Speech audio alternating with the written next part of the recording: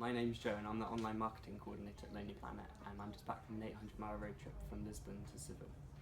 So I started in Lisbon for a weekend, stayed in a really weird kind of art complex place which used to be a wine brewery, and it had chickens and dogs, and I was staying in a place with no running water and the toilet was on the roof, so it was a little bit weird. And then we hired a car and drove it down the west coast to Sagres, stopping at beaches and stuff on the way, and then ended up in Seville at the end, and then drove all the way back to Lisbon. A defining moment for me was after a day of driving for hours and hours on the way to Seville. City driving was kind of scary, especially in Seville, because the roads are just cobbled streets.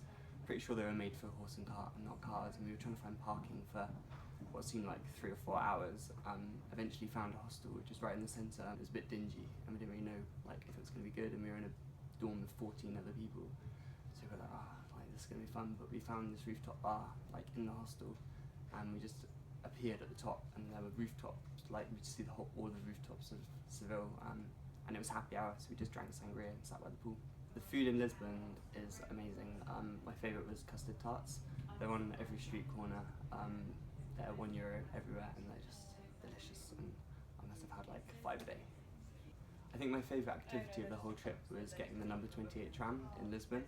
I didn't really know where to get on. I just kind of hopped on, and you rattle around Alfama, which is a kind of historic district, and you go round corners, and pedestrians have to like kind of get out of the way of this tram that's hurtling around the corner, but it's really cool and old-fashioned, and yeah, it was amazing. If you do one thing in Lisbon, my highest recommendation would be to go to Sintra Palace.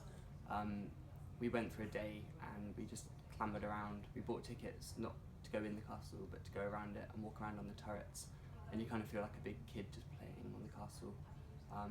It's really colourful. It was built by a king who loved architecture, and it's like a mishmash of architecture from all around the world. And you're above the clouds on you're high up anyway, and then you're on a castle which is built high, and you just feel like you're on top of the world. And the walk down, you go past rock climbers and fountains and gardens, and